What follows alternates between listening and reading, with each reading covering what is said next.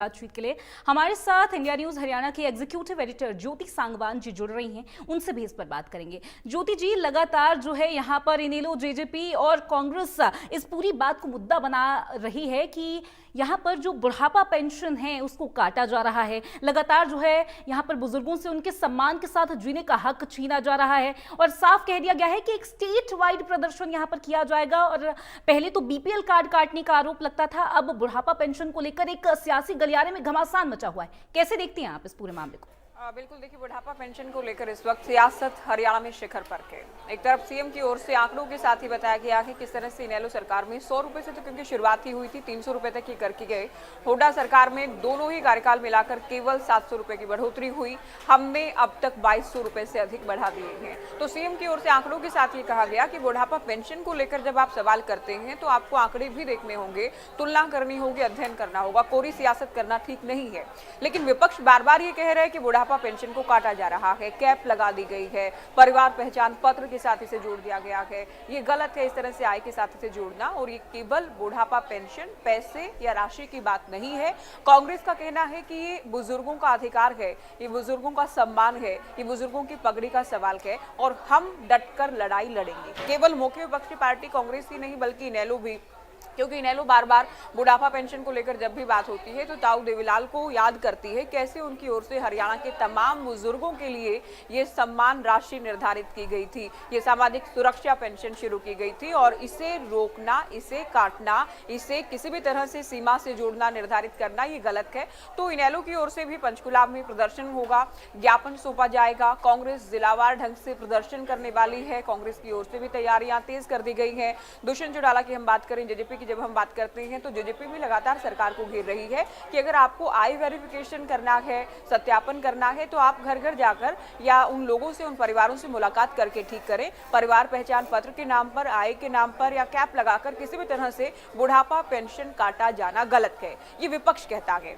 लेकिन सीएम साफ कर चुके हैं, सरकार साफ कर चुकी है, किसी भी पात्र व्यक्ति की पेंशन नहीं काटी जाएगी। विपक्ष केवल झूठ बोल रहा है, गुमराह कर रहा है, भ्रमित कर रहा है। तो दोनों ही पक्ष हरियाणा के बुजुर्गों के सामने, हरियाणा के लोगों के सामने है। उन्हें हालांकि ये तय करना है कौन सच बोल रहा है, कौन झूठ बोल रहा है। एक तरफ सीएम के आंकड़े हैं, तमाम पिछली सरकारों की तुलना है, किसने कितनी बुढ़ापा पेंशन बढ़ाई है। दूसरी ओर विपक्ष ये कह रहा है कि बुढ़ापा पेंशन को काटा जा रहा है, सरकार बुढ़ापा पेंशन को खत्म करने का षड्यंत्र रच रही है। ये विपक्ष का कहना है, जिसे लेकर इन दिनों हरियाणा में राजनीतिक वार पलटवार लगातार देखे जा रहे हैं। बिल्कुल, सियासी घमासान यहाँ पर लगातार बना हुआ है। ज्योति जी, एक तरीके से जो है विपक्ष के द्वारा ये कहा गया, ये जो डबल इंजन की सरकार अपने आप को बताते हैं, इसको डमी सरकार करार दिया गया। इन्होंने कहा है कि यहाँ पर लगातार पिछले 11 साल से बीजेपी एक जन विरोधी पार्टी है और इनका राज जो यहाँ पर हरियाणा में चल रहा है काफी दुर्भाग्यपूर्ण है। और बहुत सी ऐसी बातें उन्होंने कही और उन्होंने इस बात का दावा किया है कि उनके पास आंकड़े हैं कि बीपीएल कार्ड जो है काटे गए हैं,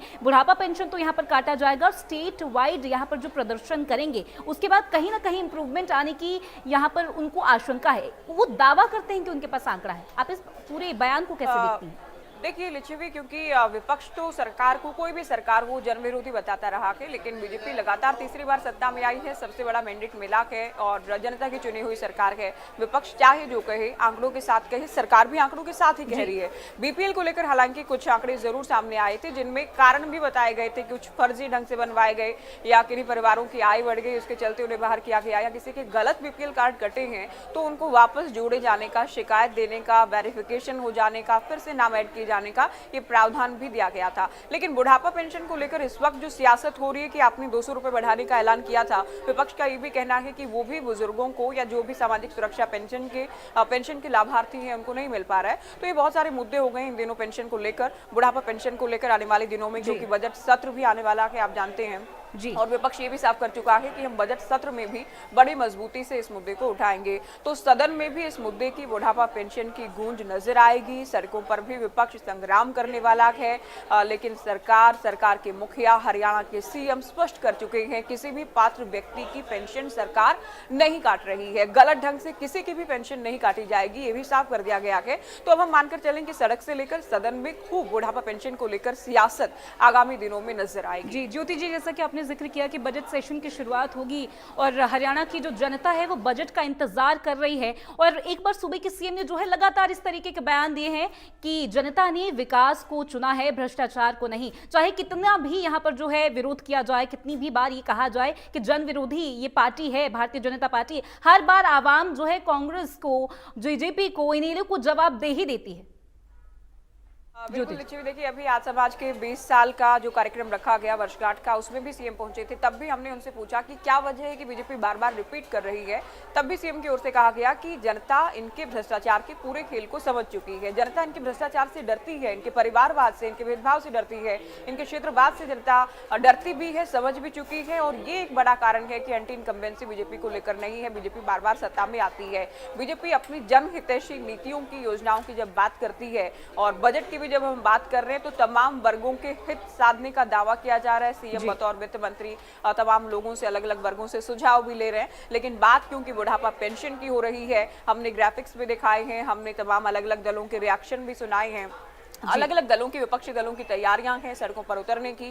कांग्रेस का जिलावार प्रदर्शन होने वाला है, पंचकुला में इनेलो प्रदर्शन करने वाली है, जेजेपी भी लगातार, क्योंकि जेजेपी भी जब देखिए 2019 के बाद जब ये लोग जिस तरह से अलायंस में साथ में आए, तब कॉमन मिनिमम प्रोग्राम के तहत हमने बुढ़ापा पेंशन बढ़वाई। ये दावा जेजेपी की ओर से खूब किया गया। हालांकि 5100 ये लोग नहीं करवा पाए थे। उस वक्त के सीएम मनोहर लाल, वर्तमान के केंद्रीय मंत्री मनोहर लाल की ओर से भी साफ कर दिया गया था कि हमने 5100 का वादा नहीं किया था बुढ़ापा पेंशन को लेकर, और 5100 होंगे भी नहीं। हमारा जो वादा था उतना हम करेंगे। तो ये बुढ़ापा पेंशन एक ऐसा मुद्दा है जिसमें पहली बार राजनीति नहीं हो रही है, पहली बार दावेदारी, आरोप प्रत्यारोप नहीं हो रहे हैं। सालों से हरियाणा में ये देखा जा रहा है। वर्तमान में विपक्ष एक बार फिर से सरकार को घेरने की तैयारी में है। सरकार का अपना स्टैंड है। बजट सत्र भी आने वाला है, वहां भी इस मुद्दे को लेकर जमकर सियासत देखने को मिलेगी। बिल्कुल, बजट सेशन में यहाँ पर जो है बुढ़ापा पेंशन का मुद्दा उठाया जाएगा। सरकार क्या आंकड़े पेश करती है, किस तरीके से जवाब देती है, देखने वाली बात है। ज्योति जी, बहुत शुक्रिया आपका तमाम जानकारी और इस पूरी बातचीत के लिए। तो स्पेशल रिपोर्ट में इन्हीं खबरों के साथ, इन बयानबाजियों के साथ और एक्सप्लेनेशन के साथ बस इतना ही। बने रहिए आप इंडिया न्यूज हरियाणा के साथ। राम राम।